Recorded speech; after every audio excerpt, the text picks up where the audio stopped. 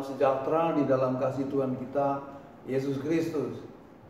Pada hari ini kembali saya akan menyampaikan kebenaran firman Allah yang akan saya angkat satu tema, yaitu memuji Allah sebagai gaya hidup.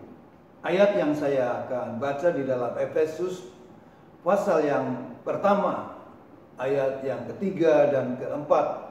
Demikian dikatakan, terpujilah Allah dan Bapa Tuhan kita Yesus Kristus, yang dalam Kristus telah mengaruniakan kepada kita segala berkat rohani di dalam sorga.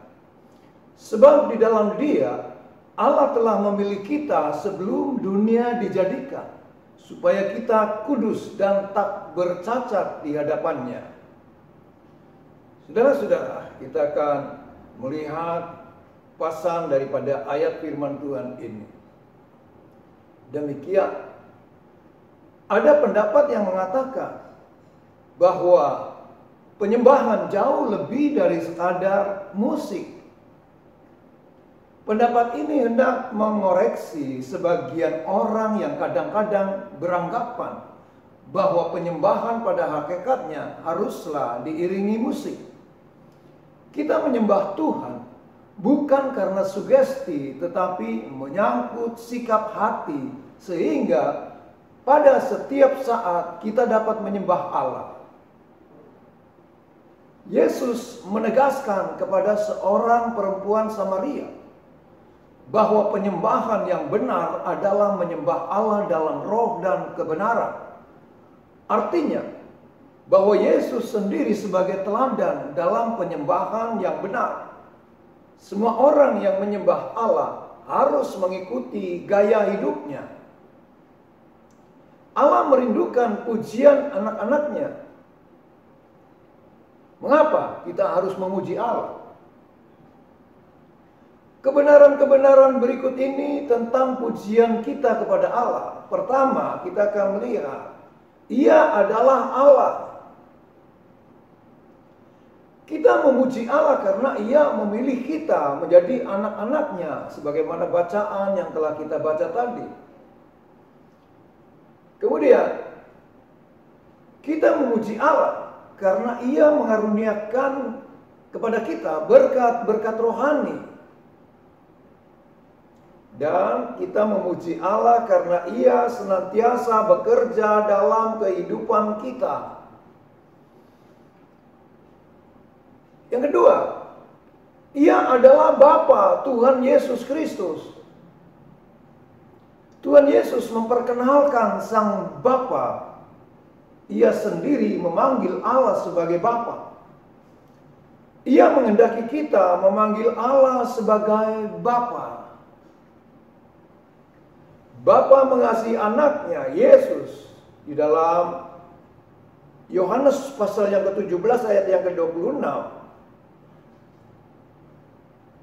Kita juga dikasihi Allah. Demikian dikatakan di dalam ayat yang ke-26 di dalam Injil Yohanes pasal 17. Dan aku telah memberitahukan namamu kepada mereka, dan aku akan memberitahukannya, supaya kasih yang engkau berikan kepadaku ada di dalam mereka, dan aku di dalam mereka. Kemudian saudara-saudara, kita akan melihat juga hal-hal yang terungkap melalui hal ini. Apapun yang dilakukan Bapa bagi anak, itu juga yang dilakukannya bagi kita. Kita adalah umat Bapa surgawi. Yang ketiga, Ia adalah Bapa yang berbelas kasihan. Bapa adalah sumber belas kasihan yang pertama dan yang utama.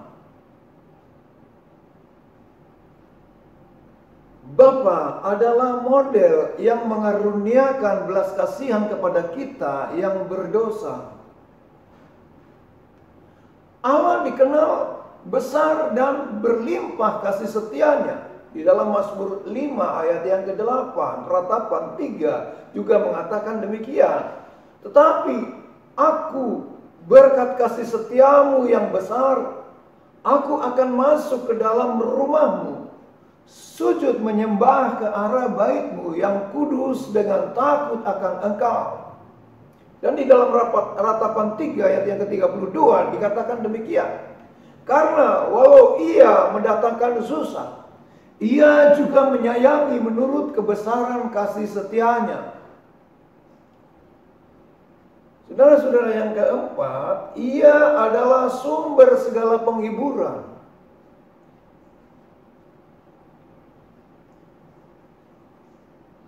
Kata penghiburan searti dengan kekuatan.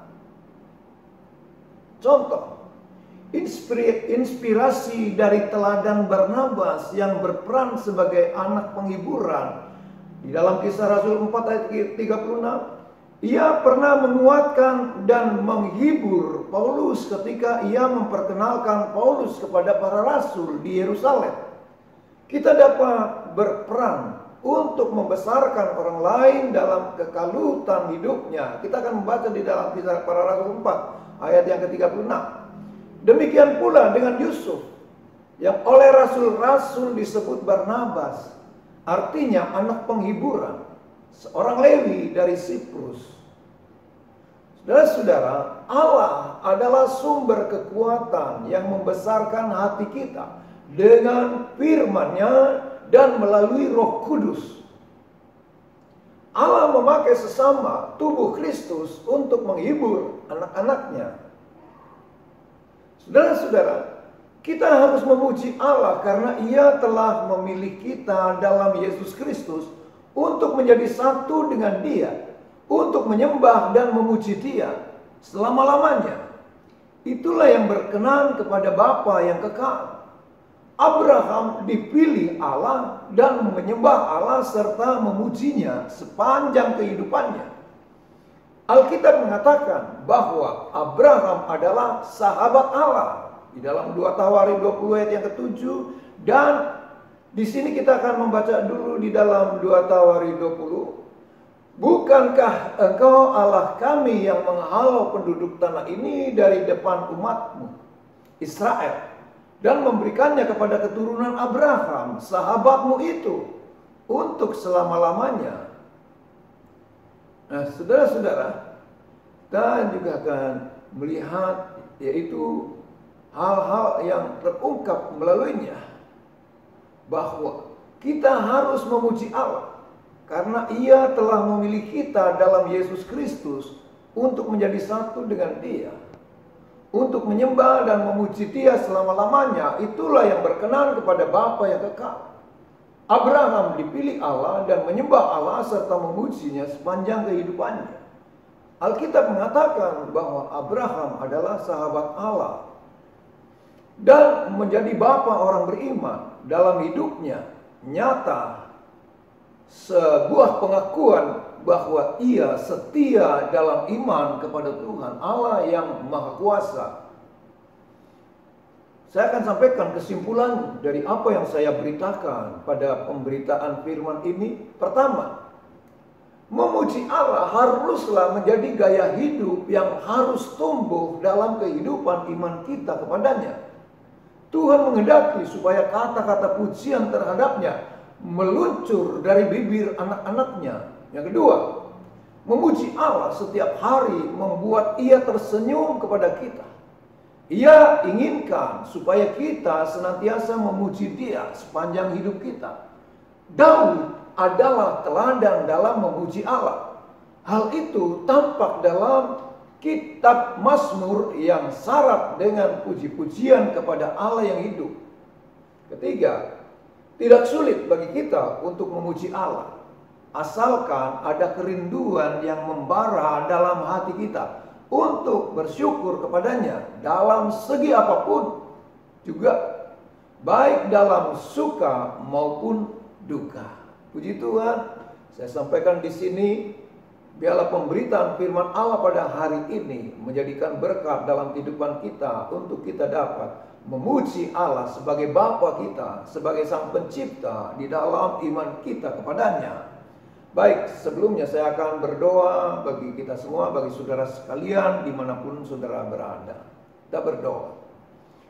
Bapa di dalam surga, pada hari ini kami bersyukur Engkau memberikan kesempatan kembali untuk memberitakan firman Allah, yang pada intinya kami sebagai anak-anak Allah yang telah dipilih oleh Engkau dan menerima berkat-berkat rohani di dalam kehidupan kami, sehingga di dalam kehidupan kami senantiasa ada puji-pujian yang menjadi gaya hidup dalam kehidupan kami. Terima kasih Bapa di dalam surga, terima kasih. Kami berdoa Tuhan bagi saudara-saudara kami dimanapun berada, mereka yang menaruh iman kepada Tuhan Yesus Kristus, dan mereka semua pemirsa dimanapun berada. Tuhan, Engkau memberikan pemeliharaan, penyertaan, perlindungan daripada Tuhan. Bahkan Engkau memberkati apapun yang menjadi usaha dan pekerjaannya, supaya nama Tuhan dipermuliakan melalui kehidupannya. Terima kasih Bapa di dalam surga, apabila ada yang sedang sakit, kami berdoa untuknya. Darah Yesus, bilur-bilur Yesus menyembuhkannya di dalam nama Tuhan Yesus Kristus. Dan Tuhan, Engkau membuka jalan keluar bagi masalah-masalah yang dihadapi oleh setiap orang percaya, dan Tuhan menjanjikannya dan memberikan kekuatan untuk dapat menanggungnya. Terima kasih Bapa di dalam surga, terima kasih. Biarlah seluruh kehidupan kami menyerahkan sepenuhnya dalam pimpinan Tuhan. Mulai saat hari ini bahkan sampai selama-lamanya Maranatha. Tuhan Yesus datang kembali kali yang kedua, supaya kami tetap menaruh iman kepada Tuhan. Dalam nama Tuhan Yesus Kristus. Haleluya. Amin.